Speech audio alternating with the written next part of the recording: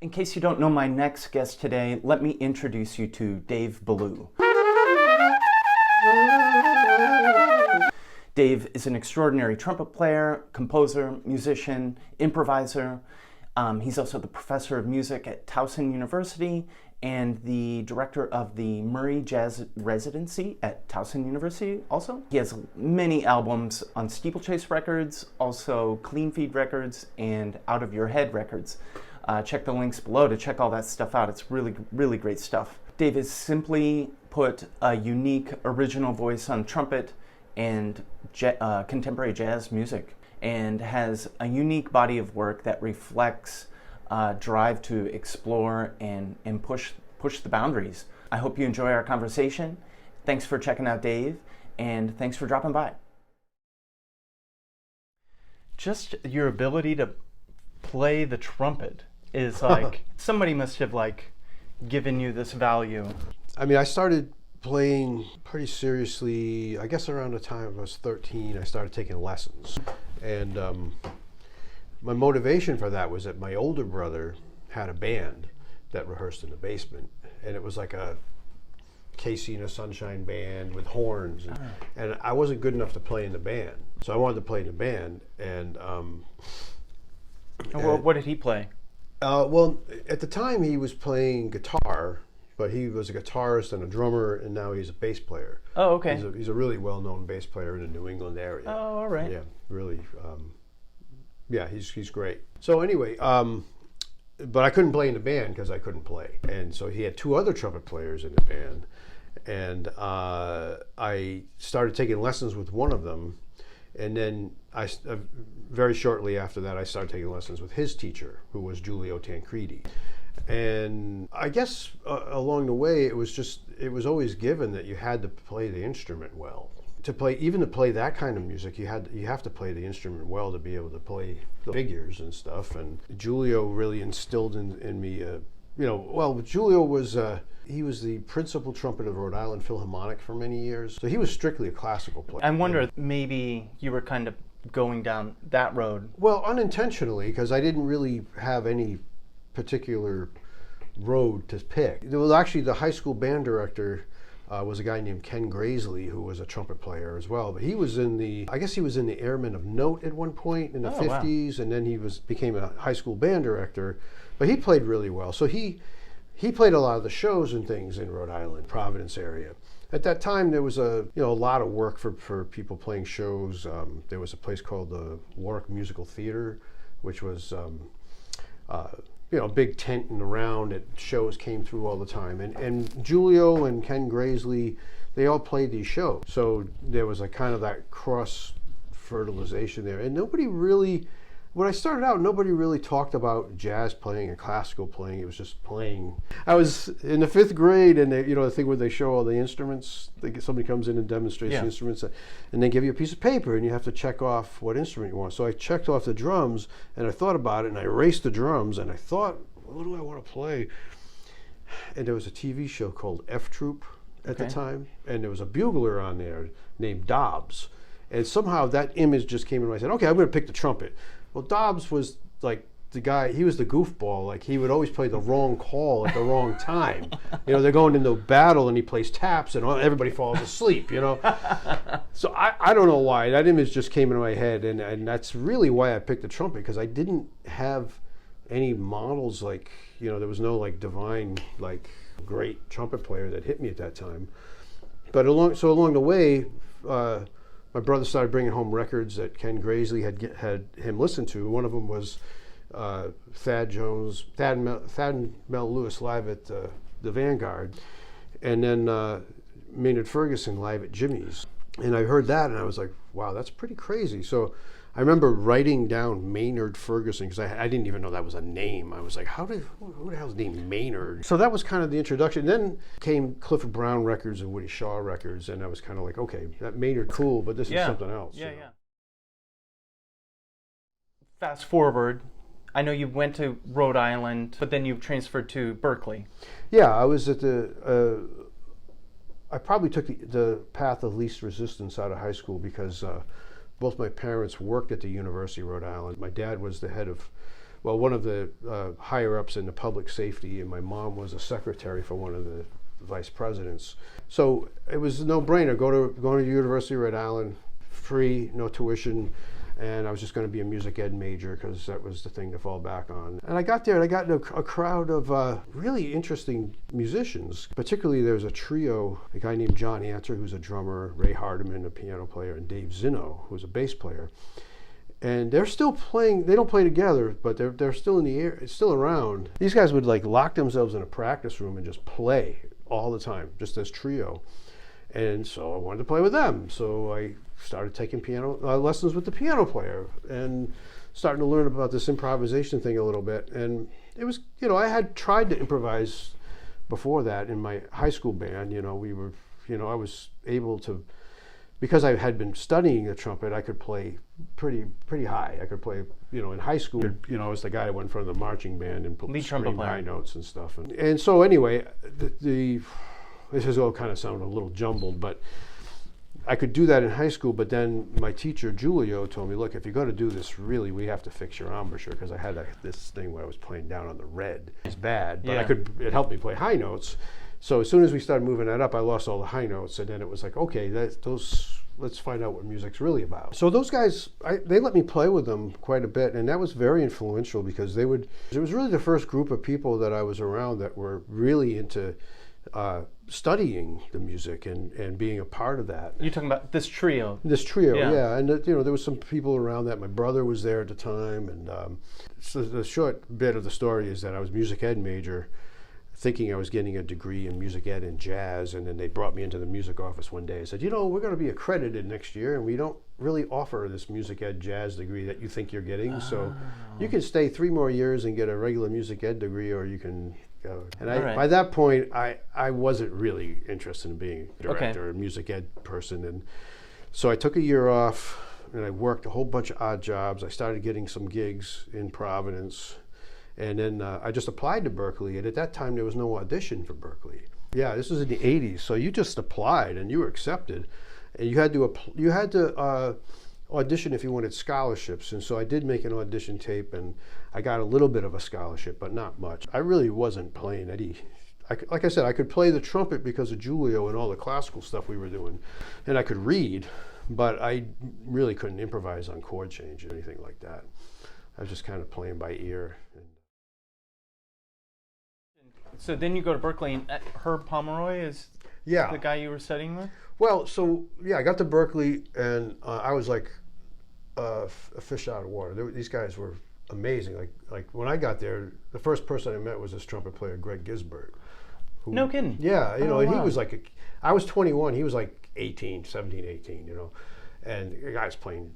It was amazing. He could really play, and so he helped me a lot. Actually, I learned a lot from him. And then I was next door to in the dorms to this guy Eric Michero, and eventually we all actually ended up on Woody Herman's band together. Okay. The thing is, I did really poorly in the rating system there. So there's like when you go there, so you were accepted, and then you had to audition for ensemble placement. They give you a number.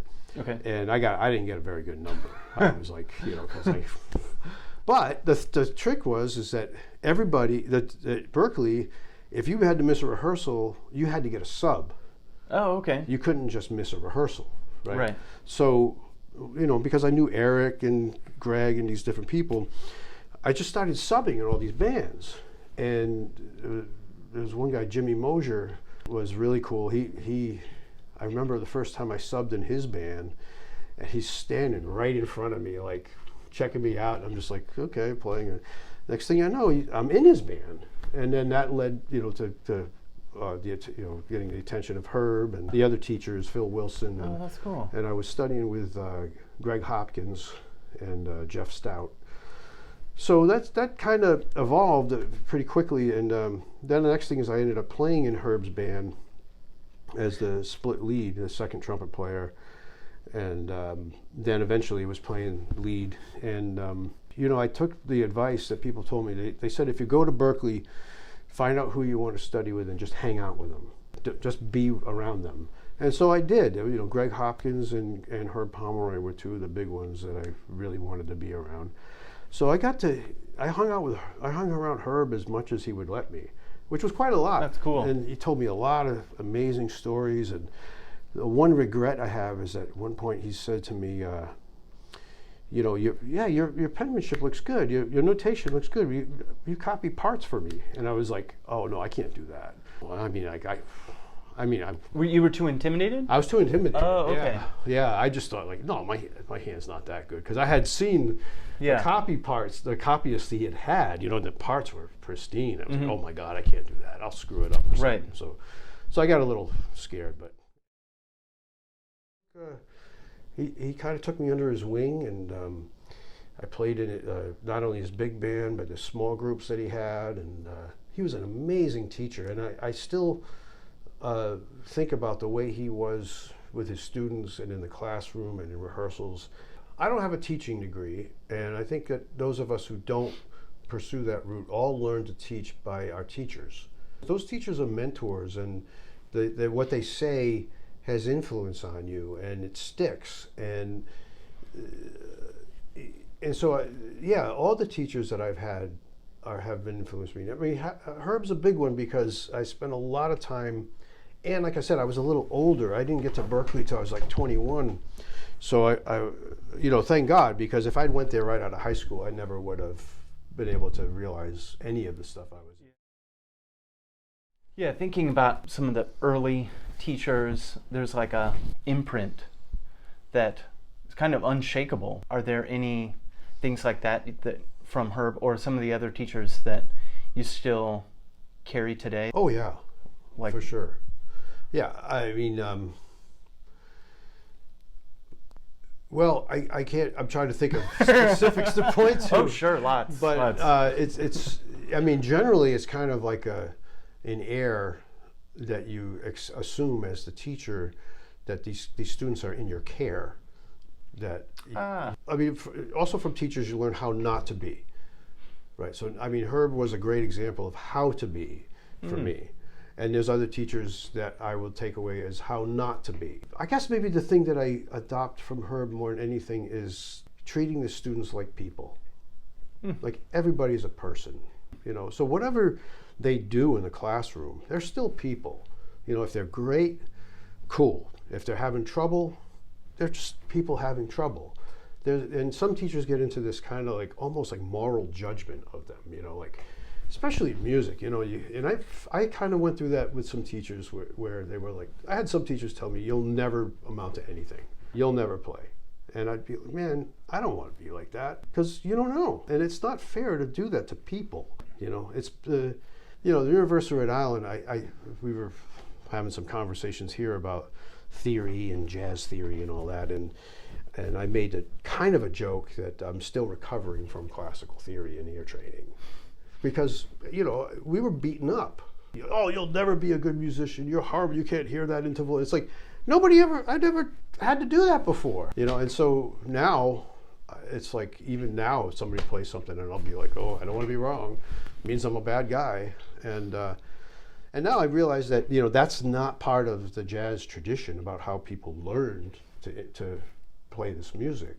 It's not about those like passing on knowledge as much as it's passing on practice. Herb was about that. He really, you know, he was a really great player and had a band for a long time that dealt with all kinds of people, and I think that was really important to him, was that the people came first, and the music is the music. It's great, but you know, it's about people. At one point, I actually had a phone conversation. This is after I graduated Berkeley. He gave me like an open invitation to like sit in on any gig that he had and all that, and I took him up on it. It was great. There's some amazing moments of like just learning from him, playing next to him, you know. And his trumpet stuff was limited. He was very limited as a trumpet player. Oh, okay. He was like, could play like an octave and a fifth. Oh. He could make more music in that octave and a fifth than most people that can play the whole range of the instrument. And so that was really intriguing. But one time we're talking on the phone, and I was just like, you know, he told me he was going to disband his big band, and I was like, these guys are really, there were people that were so dedicated to this band that were in it. But anyway, he said he was going to disband the band, and he asked me to keep it confidence because he didn't like, he couldn't get with the idea anymore about like how there was this hierarchy in the band. There's the first trumpet, the second trumpet, the first alto, he didn't, he just like, I don't like that anymore. I don't want to do that anymore. One of the things I know that was irritating for him was that he wasn't thought of as a player, he was thought of as a teacher. And his heart was in playing. So as he was looking at retiring, he was really excited about being able to play more. And he did, when he retired, he did play a lot more. But that was very interesting that he didn't want to foster that hierarchy anymore. But you studied with Clark Terry after that? Yeah, so right after that I went to the road. I spent like 9 months on the Tommy Dorsey band and 9 months on Woody Herman's band, and then realized that was... Didn't like doing that? Yeah, I didn't like that. Okay, all right. I'll keep it G, rated G here. So while I was on the road, I was like, I can't do this anymore. I got to figure out what to do. And so I decided I was going to get off the road and go back and get a master's degree. And a funny thing is, at the time, I thought, well, I'll get a job at a university teaching. That'd be cool, Think about it, like I could play, I could teach. I don't have to worry about the, this stuff about like being on the road and all that. So I had an opportunity to go to New England Conservatory for half a scholarship, or go to the University of University of New Hampshire, right, for a full scholarship. And the difference at the time was that Clark Terry was a kind of visiting faculty at the University of New Hampshire. Every semester he came for a whole week. And I thought, I loved Clark Terry. I mean, to me it was like... that's amazing. Yeah, I was really kind of like, I said, who in New Hampshire knows Clark Terry? This would be great, right? And it turned out it was really great because I was a grad student there, so every time he came, I was kind of like his valet. Wow. Me and another guy would pick him up at the airport and drive him to the hotel, hang out with him and play with him and talk. And he was such a gracious guy. Like once he knew you, he knew you. He would send you postcards from somewhere just out of the blue. Hey, what's up? And I'd see him somewhere and he'd remember you. And man, it was amazing. It was what a beautiful guy. And yeah, and the thing again, because I was older and had already had this experience, I was able to kind of talk to him about some things that were hanging me up, and he was cool. Like he gave me some really great advice about things. Like trumpet things, improvising things, or like life things? Kind of both. I mean, one of the big things was we played a concert together, and I would always get to play with him, and we play a tune together and stuff. And one of the first times he says, "Yeah, Dave, sounds great. Sounds really good." And I'd be like, "Oh, Clark, thanks, but I keep making so many mistakes." And he said, "Some of my mistakes are the best things I play." And I was like, Clark Terry make a mistake? I've never heard him make a mistake. But it's pretty perfect. You don't know about it in his ear, he's what. So that was huge, because I was like, wow, if he thinks he makes mistakes, but they turn into something. And then of course that's been something I've thought about for the longest time, especially with improvising, because there are no mistakes. It's how those are fertile grounds to work in. Yeah.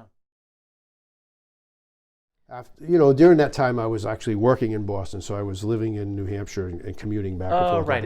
It's not that far. Not that far, right? It's like an hour. I kept studying with people. Like, another big influence for me was Hal Crook, trombone player from Rhode Island. It's rare to meet such a musician as him. I mean, it's like everything was so natural and just came from just music. It was incredible. And when I was in New Hampshire, I would take lessons with him almost weekly. It was a time when he was just starting to write this book, How to Improvise. And so we went through most of what's in that book in these lessons.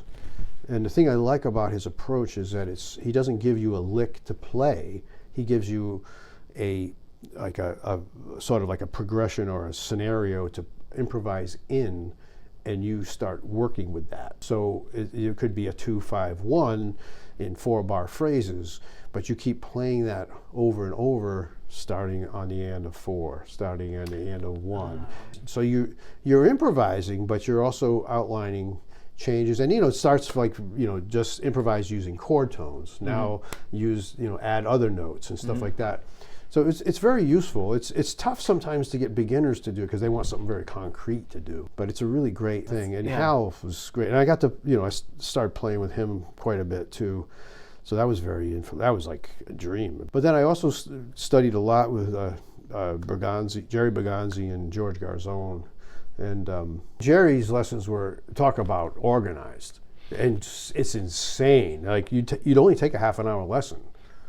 Right, really? And you'd go in, and another very influential person was Bob Galati, who actually turned me on to Jerry and George even more directly. But I would go to Bob Galati's house every Friday and play sessions with him. He was a drummer who played in the Fringe, and we would start talking about things. And he like every Friday he would let me come and play. It was crazy. That's awesome. And so we start talking about things, and he goes, "Oh yeah, I should take some lessons with Jerry about this and this and this." And so I called Jerry, got on the waiting list. There's a waiting list.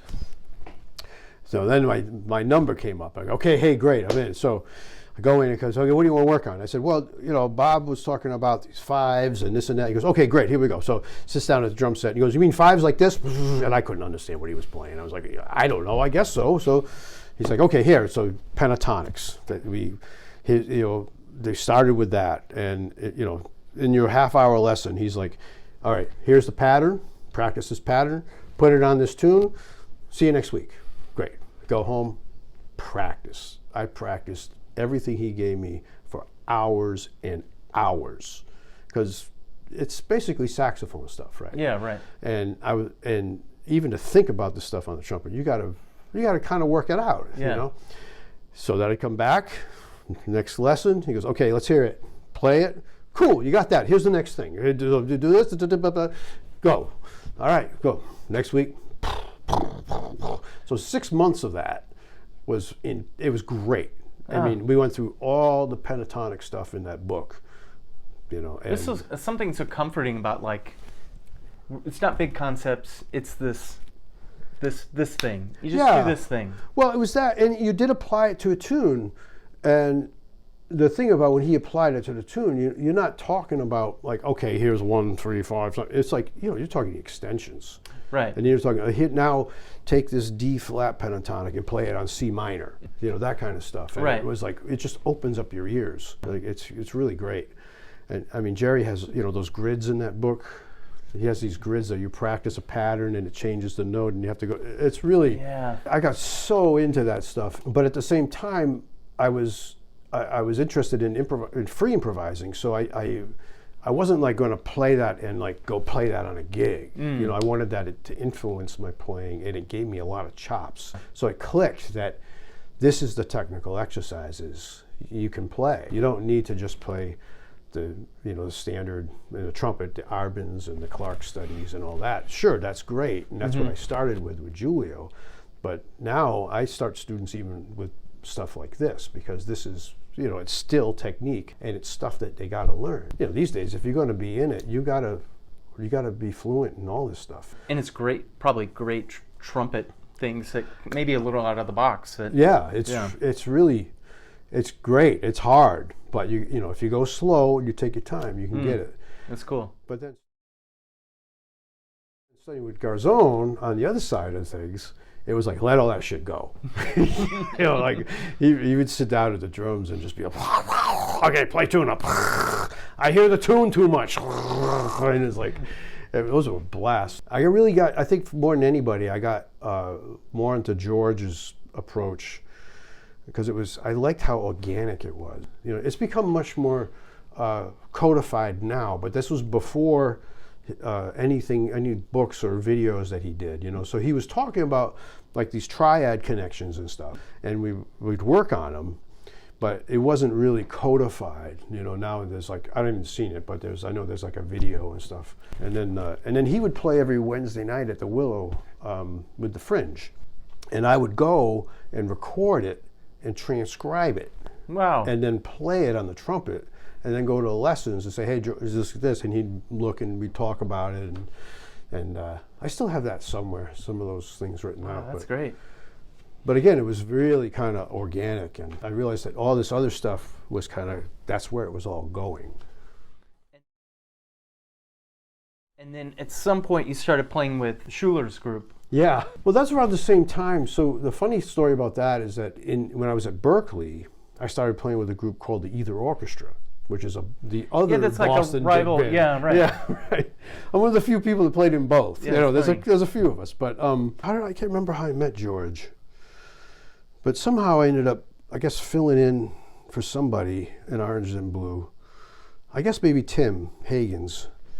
And then Tim moved to New York, so they were looking for somebody. And I remember around 1991, I think it was, I just moved back to Boston, and they said, do you want to be in the band? And I was like, yeah, of course. And that was... How big is the band?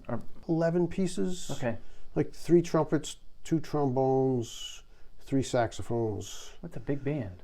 Yeah, it was a big band for that. It was really interesting because like Matt Dario did a lot of writing for it, and George did a lot of writing for it. And when I joined the band, they were just kind of entering a phase where they were playing mostly stuff from people in the band. Before that, they had played some. I think they'd played some other things that maybe Gunther worked on something for them. I don't, but it seemed like there was some other material there. But this was a lot of originals. Chris Speed joined the band about the same time, and we were all in Boston. I mean, Chris Speed and Andrew D'Angelo and Matt Dario, and but then Dave Douglas and Kung Vu were in the band, and so the 3 of us were the trumpets. Wow, and, that's cool. Yeah, that was really cool. And it was kind of, a lot of these guys are big names in the jazz world now, but at that time they were just kind of getting started and trying things. And honestly, it was kind of above me, really, because some of the stuff that Dave was into, and Chris and Matt was into, this ethnic thing that was like the introduction to some of that music. So I was just kind of like checking out and going along. Yeah. But again, it's like I could play the trumpet better than both of those guys. So anything that was really hard, I ended up playing. And because I could play the horn, a lot of opportunities came along. Back to that. Yeah. Your ability to play the trumpet, combined with progressive jazz stuff, you just have this super wide range of. You could do anything. When I moved to New York, first of all, I was totally afraid of New York before I moved. I was like, I was freaked out. But finally, I got up the nerve. All the guys in Orange and Blue moved to New York. So I was like, everybody I was playing with in Boston moved to New York. Because Boston's actually a very segregated scene. There's like a real trad jazz scene. Then there's kind of like the Orange and Blue scene, and it was very, very demarked. Very, it was really very little crossing over. Like I would go sit in with Herb Pomeroy, and he would be playing with these kind of more trad guys, and it would be a vibe. Herb didn't have the vibe, but if I and part of it came from me, I guess, maybe my own insecurities too, but I would try to cross over all those lines, and I couldn't. It was just kind of chilly. So anyway, those guys moved to New York, and I'm like, okay, I got to move to New York. So I wanted to move to New York because of the music, and move to Brooklyn and where all the musicians are, and really just work on this thing. But the good thing for me was that I knew a lot of people in New York already from being on the road. A lot of these guys had moved there. So the guys I was on the road with were in the Broadway scene, in more of the commercial music scene. And so, Tim Hagens was there, who was really a big help for me because he was the one that kind of talked me into moving there eventually anyway, because one time on the phone, he's like, what are you doing in Boston? Get out of there. It sucks. Get out of there. So, all right, Tim told me to move. I'm going to move. And also I had met Lovano, who was very encouraging. So, okay, I'm going to go to New York. My idea was I'm going to play with Joe Lovano. I'm going to move to New York. Boom. Wait, can we just press pause? Like, when did you meet Lovano and how, like? Okay, I met Lovano, first time I met him was 93. Gunther Schuler had a summer festival in Idaho called the Sandpoint Festival. And Joe was one of the teachers there. Joe and Ed Schuler, and the first year was Victor Lewis. And so that was the first year I went there, and he really liked my playing, and said, Wow. come to New York, we'll play. That's and great. So I went to New York, ended up playing with his wife more than I ended up playing with him. So that was my idea. I was going to move to New York and play with Joe, and that didn't quite happen. But Joe was he was really great to me though. Like he would always put me on the list to go to the Vanguard. I saw, oh man, there's that, that live record at the Vanguard with the Motion Trio. Yeah, Mysterioso? Yeah. Yeah. I was there for that. Really? Yeah. That's one of my all-time favorite. I was just playing that for the combo this past. Man, I remember them playing Mysterioso. Yeah. Because it was, wow, it was off the hook. Yeah. It was crazy. Yeah. It was, yeah. It feels like the roof is going to come off. Yeah, well, in the room it felt like that too. I mean, we were all just kind of like that was, and we go, thank God that was recorded. They play it in G too. It's a weird. Really? I didn't notice that. Yeah. Wow. Weird, right? Jeez, I never would have thought. I didn't even think to check that. But Yeah. Man. Anyway. Oh, that's cool. So anyway, I moved to Man. New York.